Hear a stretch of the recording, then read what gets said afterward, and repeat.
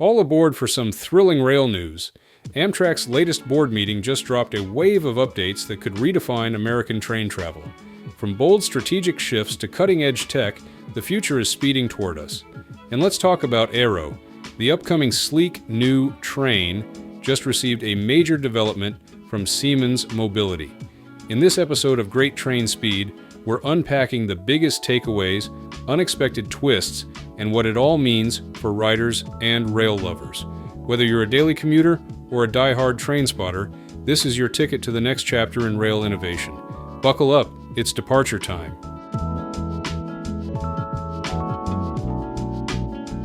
The latest Amtrak Board of Directors meeting brought together key figures in U.S. rail leadership, including U.S. Transportation Secretary Sean Duffy. Starting with year-to-date through July, the adjusted operating results are moving the right way. Fiscal year 25 sits at $525.3 million, which is $110 million or 17.3% improvement from fiscal year 24, $635.3 million, and $29.2 million better than the original plan. Strong ticket revenue and tighter cost control did the heavy lifting, even with a few one-time costs taking a little shine off the gains. On the capital side, spending through July hit $4.5 billion, up $1.4 billion from last year and the highest yet, rising from $1.28 billion in 2019 to $4.5 billion in 2025. We're still $717.5 million under plan. However, this is mainly due to timing issues and schedule delays in bridges and tunnels and facilities rather than a lack of funding. Bridges and tunnels leads at $1.28 billion. State of good repair follows at $1 billion. Fleet and facilities and all other are each around $740 million. And customer-facing work continues with $530.8 million for stations and $148.6 million for ADA upgrades. Performance splits by business area. Passenger operations improved to $307.9 million, up $162.7 million year over year, and $71.1 million ahead of plan, thanks to ridership revenue and cost control. Infrastructure moved the other way at $217.4 million, which is $52.7 million, worse year over year, and $41.9 million below plan, reflecting higher costs and project timing in capital-heavy programs. Zoom into the service lines, and the Northeast Corridor is still the engine. $297.4 million adjusted operating results in 25, a $96.4 million improvement, and $11.2 million above plan, continuing a four-year rebound from 2021 trough of $320.4 million on better reliability, higher yields, and steady cost control. State-supported improved to $210.3 million, up $12.1 million year over year, and $2.7 million ahead of plan, with solid showings from the Maple Leaf Keystone and Hiawatha's. Long distance tightened to $521 million, a $15.1 million improvement, and $8.8 million favorable to plan, helped by added capacity that lifted ridership and revenue despite ongoing cost pressure. Commercial and operations data back this up.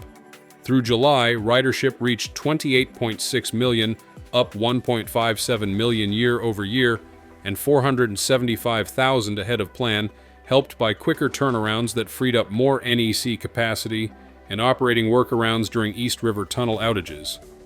Growth is broad.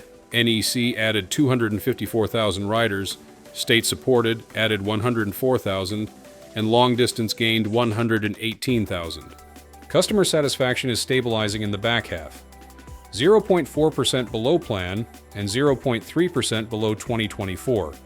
But monthly scores have been climbing 13 points since spring on better on-time performance, clearer train status updates, and more reliable Wi-Fi.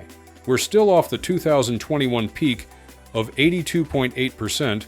2025 sits around 77.8%, but the trajectory is improving as service upgrades land.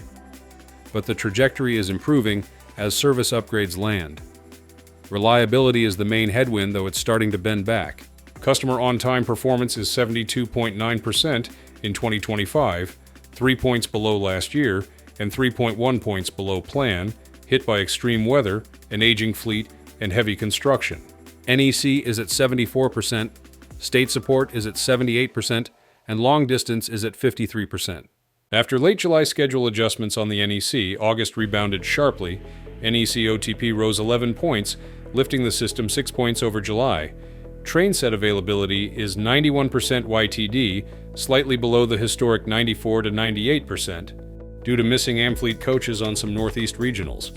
Venture coaches are occasionally swapped or replaced, and Amfleet Talgo substitutions continue on cascades.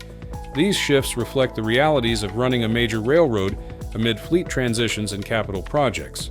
Still, financials, service, and even host railroad responsible delays remain positive, showing growing momentum despite the operational balancing act required to sustain service levels. Would you say this recovery feels strong enough to last? Drop 1 if you agree, and 0 if you think otherwise.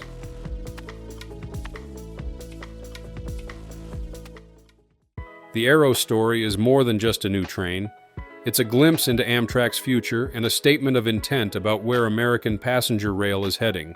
The first Airo train set has officially rolled out of Pueblo, Colorado, beginning its eastward journey to the Northeast Corridor for additional testing before heading to the Pacific Northwest to enter service on the Amtrak Cascades routes. That departure wasn't just a logistics move, it was a milestone. After years of planning, manufacturing, and testing, the new Airo generation has finally begun to move under its own power across the country, a clear signal that Amtrak's modernization era is no longer theoretical. Built in Sacramento by a team of 2,500 skilled workers with the support of more than 2,000 suppliers nationwide, the Airo program represents a coast-to-coast collaboration in American manufacturing. Each car and component tells a story of renewed investment in domestic rail production. From its clean aerodynamic lines to the upgraded interiors, the Airo is designed for comfort, energy efficiency, and accessibility. It's a showcase of what a modern passenger experience can look like in the United States: spacious seating, panoramic windows, and a quieter, smoother ride.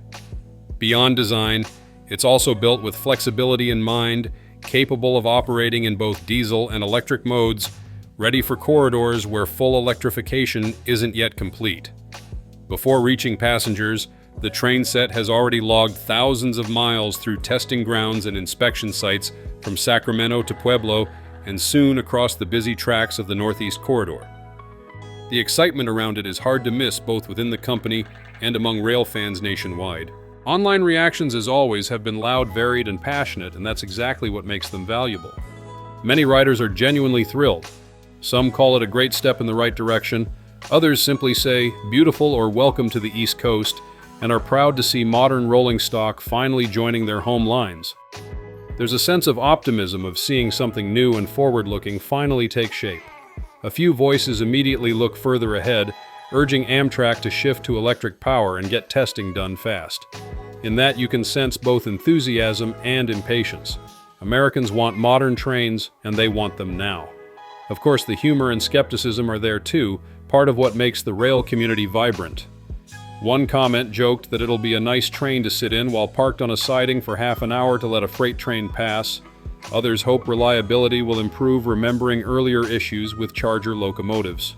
The most common critique is about speed, nice new equipment, same old slow tracks. It's a fair point. Sleek trains raise expectations, but lasting change will come from faster timetables, better track conditions, and smarter operations. Even with mixed opinions, the tone overall is one of pride and cautious optimism. And that's all for today's episode. We hope you enjoyed it as much as we did.